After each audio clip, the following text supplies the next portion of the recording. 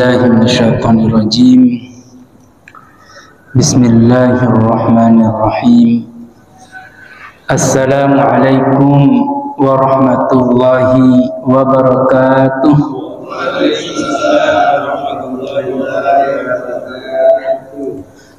Baik, bagaimana kabar malam ini Bapak-bapak, sehat? Alhamdulillah. Baik. Ya, harapan dan doa kita mudah-mudahan semuanya sehat walafiat. Amin.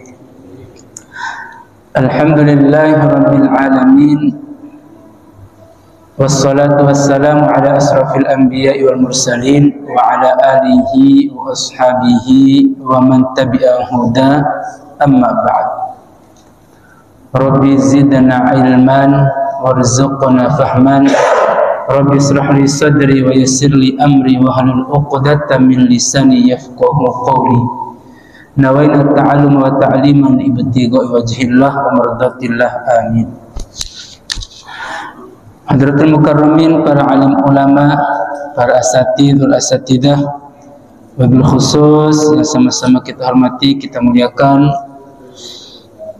guru kita, Imam Besar Masjid Jami' Nurul Falah Al-Mukarram Al-Ustadz Rois, juga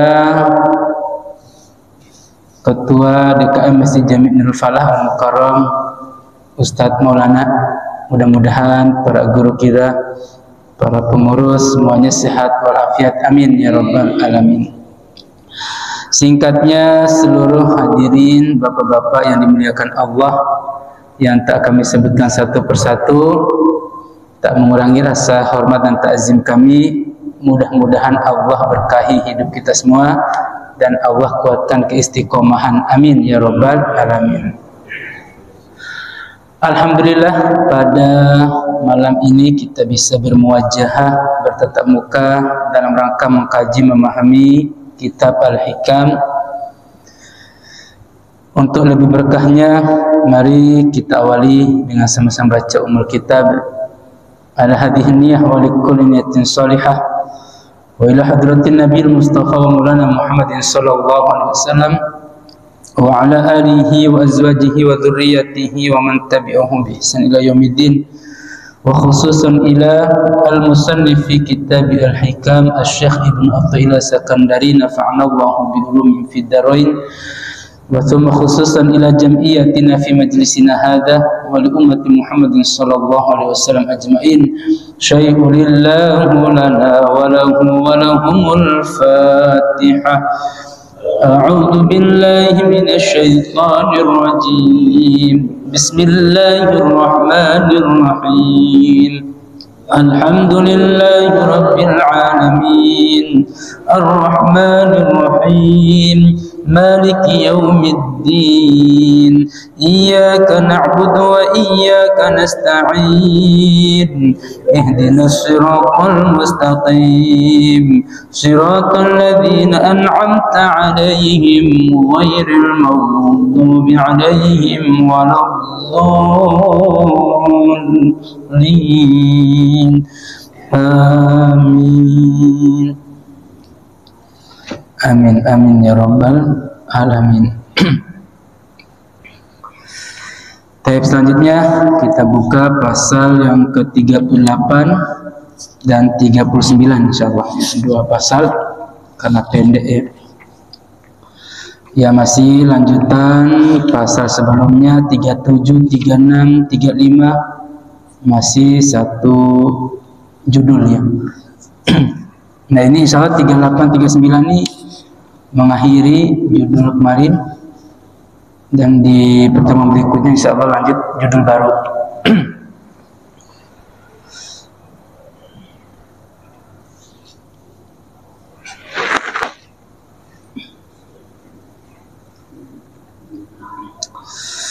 Oke, kita bacakan dulu redaksi Arabiknya. Bapak-bapak yang dimuliakan Allah, Bismillahirrahmanirrahim. Wa qala al-musannif rahimahullahu taala wa nafa'ana bi ulumihim fi darin. Faslun. Kana Allahu wa la syai'a ma'ahu wa huwa al-ana 'ala ma 'alaihi kana. Ya, singkat pasalnya ini. Allah telah ada dan tiada satu pun di sampingnya, kini dia masih tetap sebagaimana adanya semula. Kayak pelan-pelan dicerna ya, karena al-hikam ini harus diulang-ulang, harus dicerna, harus dipikirkan mendalam. Allah telah ada, sekali lagi ya, berarti Allah itu wujud. Allah itu telah ada berarti jauh sebelum kita ada ini Allah itu sudah ada. Itu yang dimaksud Allahul awwal wal akhir. Allah yang maha awal, yang maha akhir. Jadi tidak ada sebelumnya. Kalau tanya siapa sebelum Allah, nggak ada. Siapa setelah Allah, nggak ada. Itulah dimaksud Allah yang maha awal dan maha akhir. Nah, artinya Allah wujud, tiada sesuatu pun di sampingnya. Maksudnya di samping Allah itu nggak ada, kosong. Kalau kita sebut di sampingnya ada para malaikat, disebut ada manusia, ada hewan, ada tumbuhan, ada alam, itu sejatinya bukan makhluk ya. Sejatinya hakikinya itu bagian dari Allah. Karena hidup itu semua adalah dari fitrah Allah, dari nurullah. Sehingga semua yang ada ini adalah sejatinya Allah. Itu konsep tasawufnya. Mana dasarnya? Al-Quran surah Ar-Rum. Itu disebutkan ayat 21 apa 39 itu ya. Jelas itu fitratullah fitratan nasi 'alaiha la tabdila li khalqillah. Dari fitrah Allah semua diciptakan termasuk manusia. Apa makna fitrah? Minimal 4 tafsirnya. Satu adalah fitrah itu suci, yang kedua fitrah itu adalah nur atau cahaya, yang ketiga adalah original asli, nggak KW-KW. Nah, yang keempat adalah Islam itu sendiri. Ya, itu ada tafsir begitu. Sehingga kalau kita datang dari nurullah, kita datang dari kesucian Allah, original Allah, maka asli hakikinya kita ini bagian dari Allah. Kita aslinya itu adalah duplikatnya Allah atau cerminan Allah. Cuma casingnya ada makhluk yang berbentuk manusia, ada hewan, tumbuhan, tapi asli hakikinya itu bagian dari nurullah. Jadi maksudnya tetap tunggal, Allah itu tetap tunggal. Kini dia masih tetap sebagaimana adanya semula. Maksudnya semula Allah itu berdiri sendiri, semula Allah itu wujud, semula Allah itu di awal, semula dia tunggal, maka sampai detik ini begitu. Walaupun sudah banyak makhluk ciptaannya, walaupun sudah banyak di sampingnya, walaupun sudah banyak sekeliling alam raya ini, tapi itu semua itu adalah duplikatnya atau percikannya nurullah. Sehingga pandangan hakikinya semua ini adalah tiada, yang ada adalah wujud Allah semata. Maka pandangan orang yang musyahid atau yang sudah syuhud itu, dia pandang hewan, dia pandang tumbuhan, dia pandang manusia, dia pandang alam raya ini, dia melihat dalamnya nurullah, Allah yang dia pandang, bukan makhluknya, casingnya. Nah, ini sudah makom-makom yang sudah tinggi, yang sudah ma'rifatullah. Oke, supaya lebih tajam lagi pemahaman kita lihat penjelasannya. Ini adalah kondisi orang yang menduduki makom kefanaan. Ia tidak lagi melihat selain Tuhannya, atau musyahid yang syuhud, yang sudah tembus. Dalam pandangannya Tuhan masih tetap sebagaimana adanya semula. Seorang musyahid meyakini bahwa wujud hakiki hanya milik Allah Subhanahu wa taala, sedangkan selainnya tidak memiliki wujud. Nah, jadi yang lainnya tidak memiliki wujud, hakikinya wujud Allah. Sifat wujud itulah yang melekat pada Allah Subhanahu wa taala sekarang dan sebelum mustahid itu mengetahuinya. Ketidaktahuan mustahid tentang Tuhan sebelum itu tak lain karena adanya hijab. Baik, sampai sini. Sebelum lanjut ke pasal 39, ini pasal bagi orang-orang yang musyahid, orang-orang yang sudah syuhud, yang sudah berjumpa, bertemu Allah Subhanahu wa ta'ala, makom-makom ma'rifatullah. Ya, makom-makom seperti ini nih tembus pandangnya, tidak ada hijab antara dia dengan Rabb-nya. Pandangan seperti ini tidak lagi pandang secara casingnya atau zahirnya, yang dipandang adalah hakikinya. Maka semua pandangannya itu tertuju kepada Sang Ilahi. Tertujunya inilah yang membuat orang itu tidak tergoda dengan pandangan-pandangan makhluk. Ketika dia melihat makhluk yang cantik, casingnya cantik semuanya, tapi pandangan itu tidak ternodai, melainkan dia memandang hakikinya, ini adalah nurullah. Ketika dia pandang makhluk manusia, hewan, tumbuhan, semua pandangan dengan kasih sayang, semua pandangan ilahi, tidak ada lagi pandangan birahi, tidak ada lagi pandangan amarah, tidak ada lagi pandangan negatif. Semua yang dia pandang itu positif. Ini yang dimaksud pandangan ilahi. Dalam hadis kursi itu sangat jelas, ketika hambaku itu sudah melekat dirinya dengan diriku, maka aku menjadi tangannya, aku menjadi pendengarannya, aku menjadi penglihatannya. Jadi udah menyatu itu, udah syuhud, udah makom ma'rifatullah. Harapan dan doa kita harus naik ke makom sini, makom syahid ini. Walaupun sekarang ini baru tasawuf bil ilmi istilahnya, tasawuf dengan memahami teori, ada kalanya nanti kita tasawuf bil amal, yaitu tasawuf dengan amal, praktek perbuatan. Itulah ada kaitannya bimbingan para mursyid, bimbingan para alim ulama, ya. Itu nanti itu namanya tasawuf bil amal. Artinya kita jangan tutup ruang, mustahil kita berjumpa Allah, mustahil kita merasakan kehadiran Allah, mustahil kita tembus pandang kita kepada Allah. Jangan. Itu semua itu menjadi hijab buat kita. Yang penting hadirkan niat, ya Allah, hamba ingin berjumpa denganmu, hamba ingin mengenal dan meyakini betul bahwa engkau itu adalah bisa dilihat, bisa dirasakan, ya Allah. Hadirkan niat seperti itu. Di mana ada niat, di situ ada pertolongan Allah. Penting kita hadirkan niat. Jadi PR besar kita di posisi ini adalah bagaimana hijab-hijab yang menghalangi kita dengan Rabb itu kita hilangkan. Apa salah satu hijab itu? Kemarin sudah disinggung, segala yang merusak hati, yang menjadi penyakit hati, itu semua adalah hijab. Karena nurullah itu koneksinya dengan nur hamba itu ada dalam qalbu. Maka selalu ulama itu menekankan, jagalah hati, bersihkanlah hati. Di situ dalam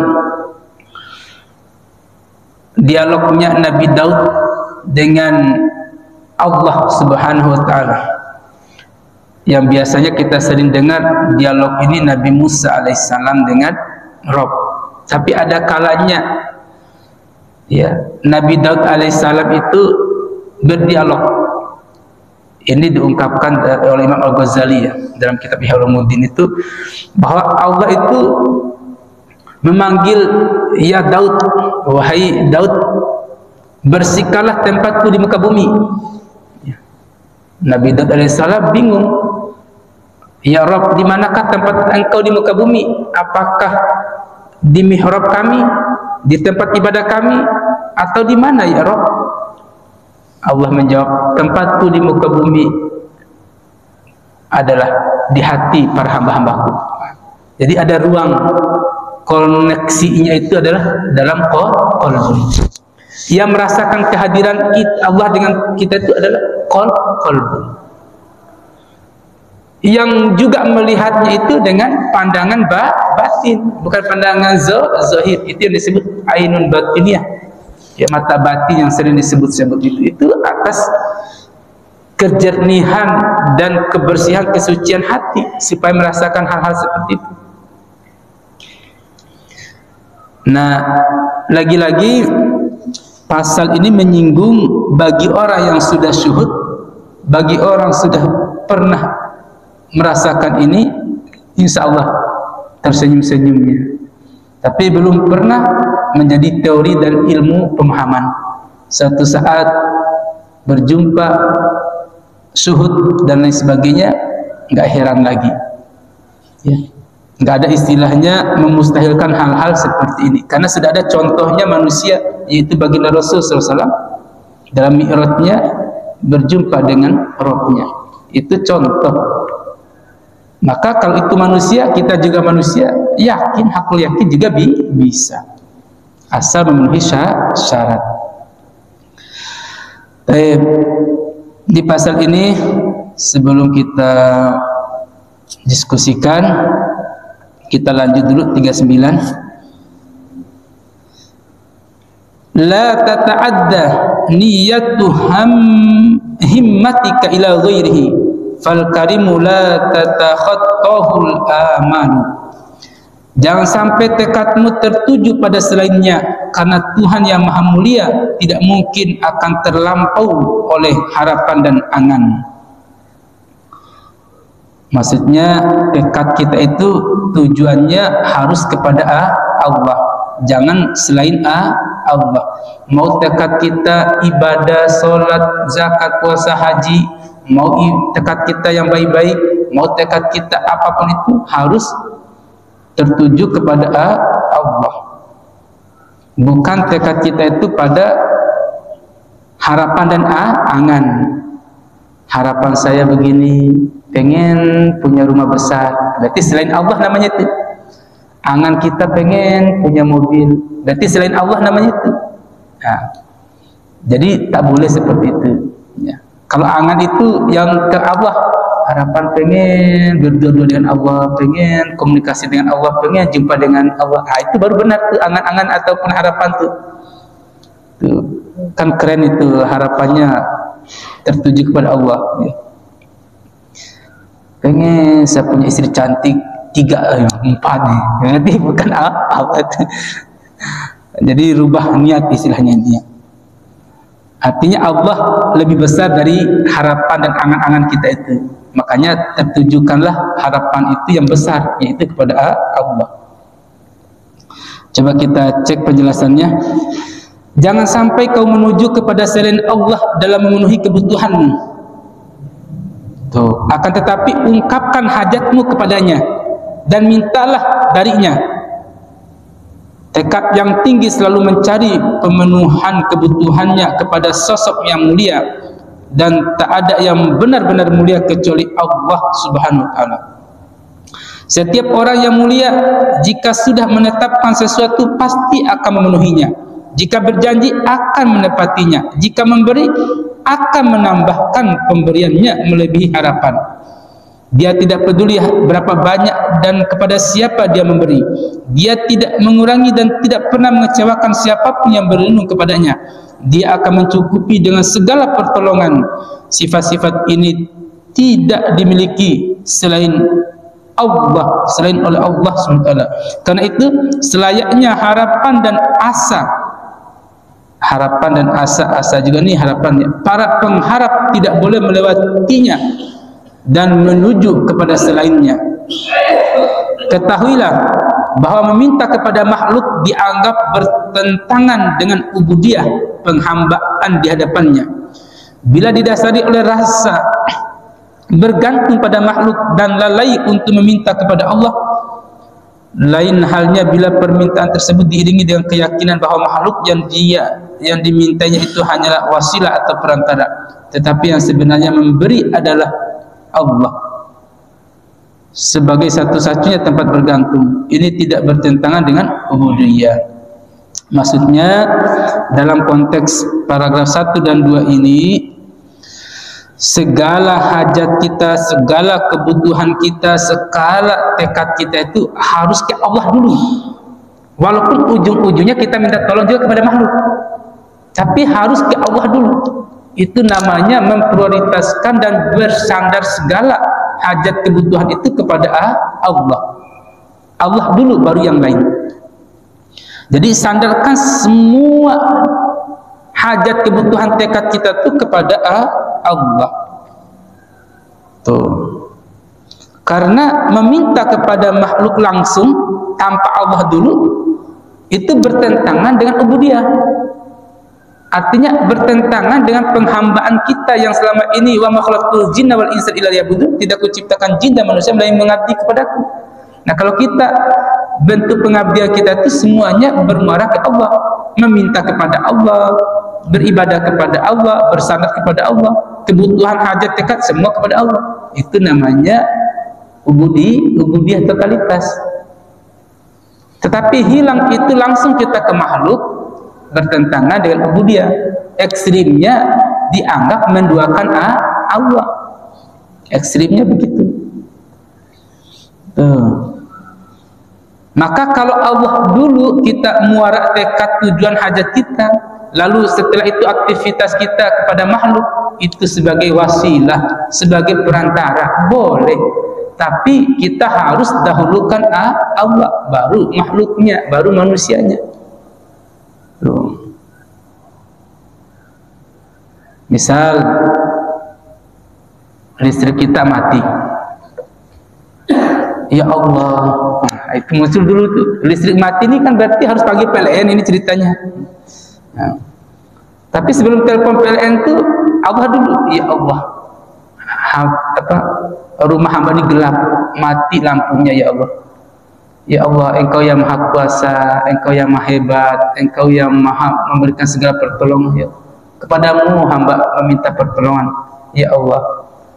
Nyalakan lagi sebab terang rumah hambamu ini, ya Allah. Kan itu tertuju semua hajat kebutuhan ke Allah dulu.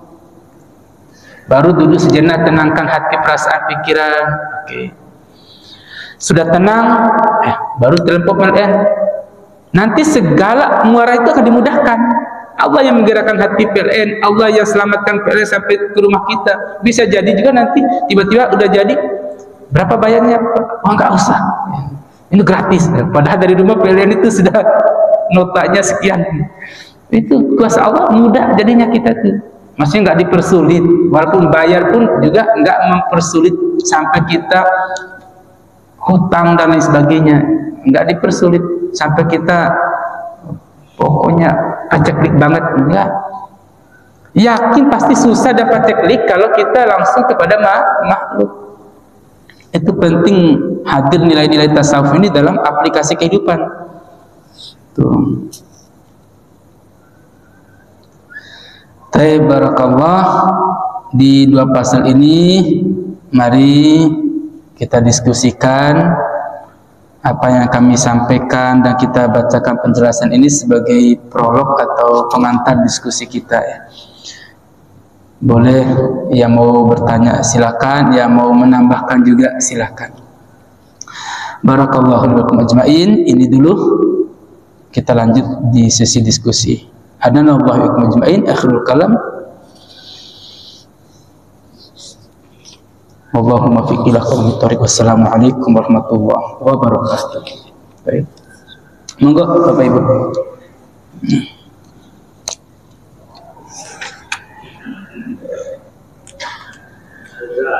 Monggo. Allah itu kan dekat. Jika kita mau mendekat. Kalau kita jauh, Allah akan jauh.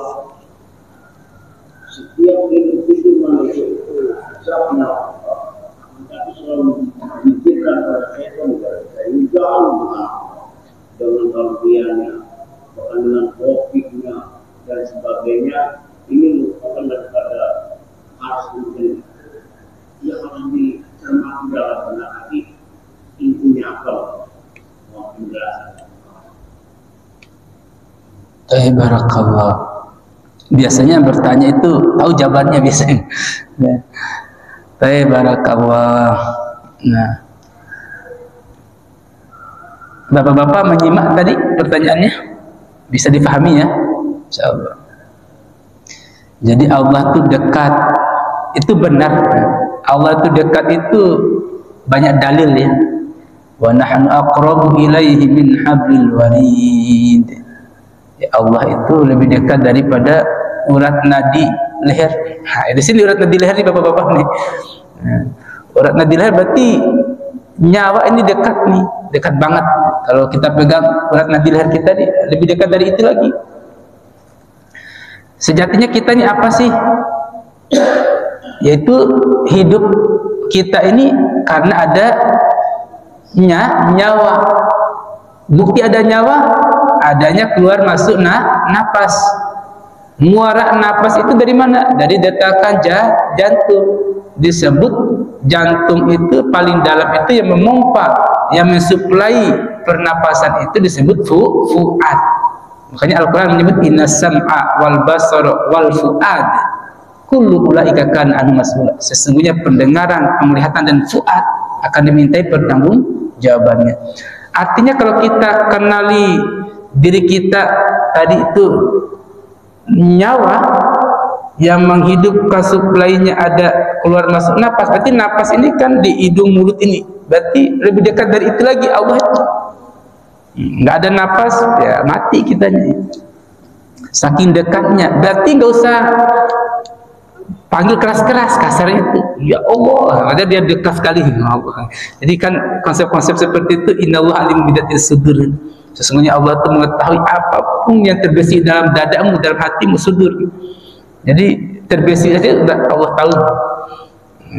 Makanya doa-doa para ulama itu simpel, ya Allah, Engkau maha mengetahui isi hati pikiran hamba ya Allah, maha mengetahui kebutuhan hamba ya Allah, kabulkan ya Allah, amin. Singkat, nggak sampai 1 menit. Nah, tinggal PR kita ini, kedekatan Allah lebih dekat dari itu semua itu, disitulah perlu kita aktifkan. Kita sudah paham bahwa mengenal jati diri. Nah, setelah mengenal jati diri bahwa diri kita ini adalah bagian dari percikan Allah, bagian dari nurullah, sehingga antara kita dengan Rabb itu hanya zat dan cerminannya, hanya zat dan duplikatnya. Allah adalah zatnya, kita ini adalah duplikatnya. Berarti hakiki jati diri kita ini adalah Allah, bagian diri kita ini adalah fitrahnya Allah. Maka kita harus kembali kepadanya dalam keadaan seperti semula, yaitu dalam keadaan fitrah juga. Kalau kita maknai nur, fitrah itu adalah nur, berarti kita kembali ke nurullah, nur zat ini. Kalau kita yakini bahwa fitrah itu adalah suci, maka kita harus kembali dalam keadaan suci. Kalau kita maknai fitrah itu adalah original maknanya, kita kembali dengan original asli. Kita kembali, kalau fitrah itu di mana Islam, kita kembali dalam keadaan Islam. Makanya innalillahi wa inna ilaihi raji'un. Kita semua milik Allah, akan kembali kepadanya. Bukan kita yang punya, ini Allah. Berarti Allah semua ini. Nah, karena kita sudah mengenal jati diri begitu tuh, nah sekarang mengaktifkannya. Inilah supaya kita merasakan kehadirannya sampai puncaknya, kita syuhud berjumpa dengan Sang Ilahi, perlu mengaktifkannya. Bagaimana cara mengaktifkan ini? Inilah proses panjang yang dikaji dalam dunia tasawuf, dikaji dalam dunia thariqah. Karena beraneka ragam cara mengaktifkannya, tapi ada cara yang mudah yang dicontohkan oleh baginda Rasul SAW. Cara mengaktifkannya ini sedikit kita urai sedikit ya, mudah-mudahan bisa dicerna. Kalau mau pusing jangan diambil pusing. Allah memberi asma atau lafaz Allah itu agar hamba mengenal zatnya melalui asma. Kita ini namanya, ada namanya Usman, ada namanya Maulana, ada namanya Rois. Itu tujuannya supaya nama itu kita panggil agar mengenal zatnya. Nah, kalau dipanggil nama Rois berarti ini zatnya. Dipanggil Usman, oh ini zatnya. Dipanggil Allah, itu zatnya. Kan gitu tuh maksudnya. Jadi enggak ujub-ujub nama Allah itu dikasih lalu kita tidak mengenal zatnya, bukan. Siapa yang memberi nama Allah ini? Ya dia sendiri, Tuhan itu sendiri, bukan dari nabi, bukan dari para malaikat. Itu dasarnya apa di Al-Qur'an itu surah Maryam ayat 14, innani anallah la ilaha illa ana fa'budni wa aqimis sholata li dzikri. Sesungguhnya aku ini adalah Allah, maka sembahlah aku. Aku semua di situ enggak ada pakai sembahlah dia, sembahlah Allah, sembahlah aku. Berarti benar-benar Allah itu yang memberi namanya, dirinya itu adalah Allah. Maka mari kita gunakan pengaktifan itu melalui asma'nya. Uniknya asma'nya Allah ini, 4 huruf ini menjadi kajian sangat dalam. 4 huruf ini pun, alif lam lam hu ini dihilangkan pun, dipisahkan pun masih bermakna menuju kepada Allah. Alif dipisahkan, bisa dipisahkan dulu alifnya nih, berarti dibaca lillahi. Apa artinya? Lillah, karena Allah, milik Allah, lillahi. Hilangkan lamnya lagi, bisa dibaca lagi lahu. Apa artinya? Baginya atau miliknya. Ada istilah lahu ma fis samawati wa fil ard. Ada juga lillahi ma fis samawati wa fil ard. Milik Allah lah, kepunyaan Allah lah kerajaan langit dan bumi. Berarti masih ke muaranya Allah. Tinggal hu dipisahkan lagi, hu sendiri masih bermakna juga. Hu artinya dia. Wallahul ladzi la ilaha illa dialah. Semua itu muaranya. Lalu hilangkan semua huruf yang ini, tinggal kembali ke huruf alif yang tadi dipisahkan. Nanti kembali lagi kekal tunggal satu. Saking uniknya itu ya. Jadi mengenal dari huruf pun bisa, mengenal dari gabungan langsung Allah pun bisa. Maka Imam Ali karramallahu wajhahu disuruh oleh baginda Rasul, coba jelaskan kepada sahabat lain tentang makna huruf. Jika makna huruf ini aktif dalam dirimu, maka aktiflah Allah itu asma'nya dalam dirimu, dan itu sebagai alat komunikasi, alat koneksi dengan zat ilahi. Dijelaskan oleh Imam Ali, itu banyak, itu diuraikan dalam kitab-kitab banyak. Dengan mohon ridho baginda Rasul, Imam Ali menyampaikan alif itu dari asal kata alifun, yang maha kekal. Dijelaskan yang maha kekal. Lalu maha kekal itu berada di mana? Di sisi manusia. Semua huruf hijrah itu ada semua dalam diri manusia, tapi Imam Ali menyoroti alif itu ada dalam qalbu hamba. Itu ada tuh dalam Google juga banyak penjelasan itu. Terus kedua dari makna latifun, yang maha lemah lembut. Ya. Ada juga yang menyebut ya layyinah, ya. Ada juga, tapi yang pas itu latifun tadi, yang maha lemah lembut. Nah, kelembutan Allah itu di mana letak posisinya dalam diri manusia? Imam Ali menyebutkan latif itu ada dalam pikiran. Ya, ini bisa dicari ya kebenarannya. Tapi ini menyinggung dalam kitab Bayanul Zat namanya. Ada Bayanullah, ada Bayanul Haq, ada 3 jilid.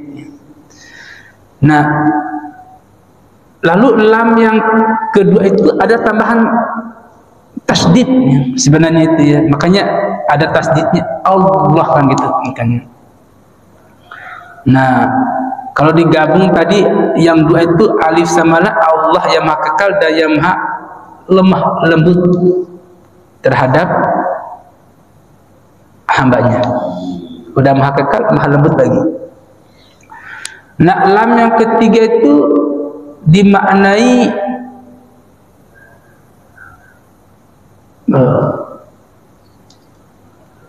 apa arti katanya, satu lagi tasdid itu ya.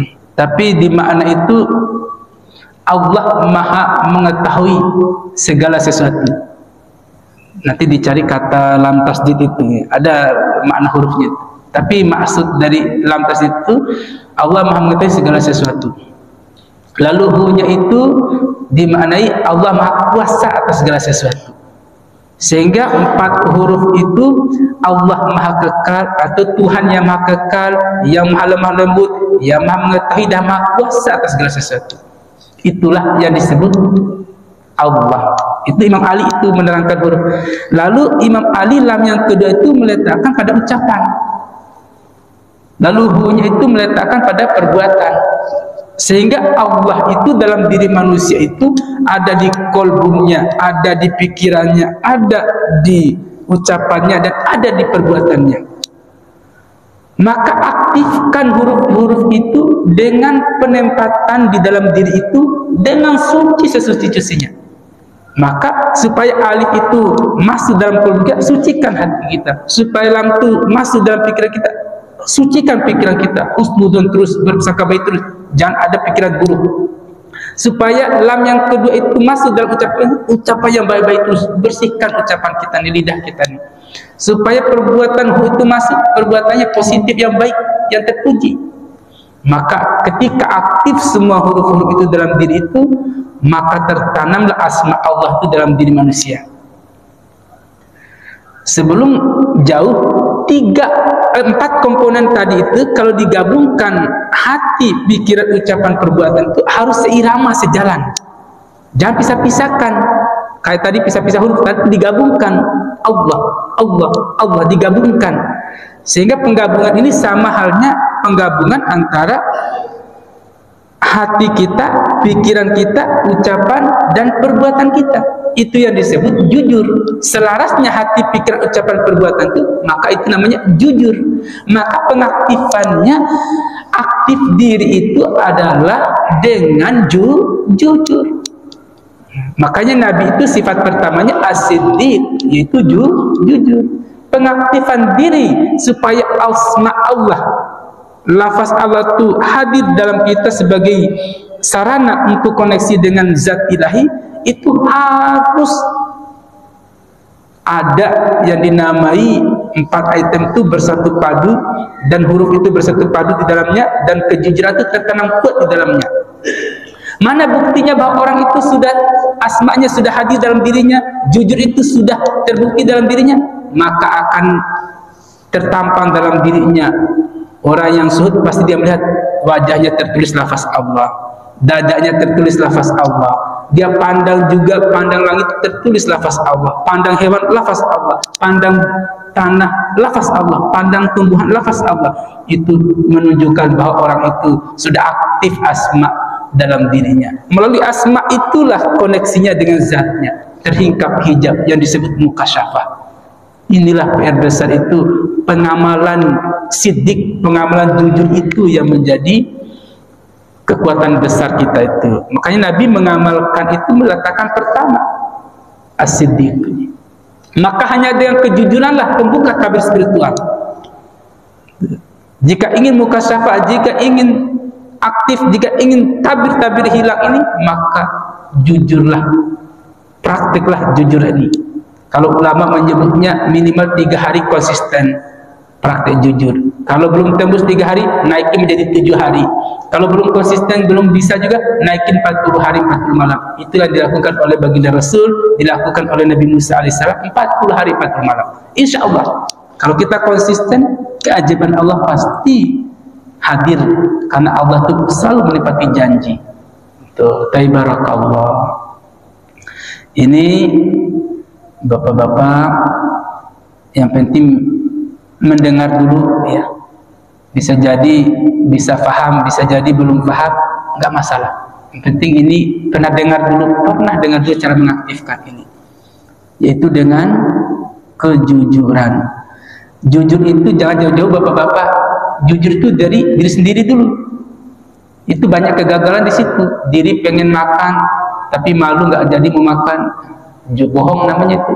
Diri pengen tidur tapi nggak enak tidur karena masih ada diskusi dan sebagainya, bohong namanya itu. Bertamu ke rumahnya Ustaz Maulana, disuguhkan makanan, ditanya udah makan belum, pada posisi lapar, jawabnya alhamdulillah sudah tadi, bohong lagi namanya itu. Kalau sudah mempraktekkan jujur, nggak ada istilahnya enak, gak enak, nggak ada istilahnya malu dan tidak malu, semua nggak ada. Kul walau kana murun, kata Nabi, katakan walaupun itu pahit. Kalau lapar ya lapar, sampaikan. Terserah mau dia siapkan atau tidak, berarti kita jujur dulu dalam diri.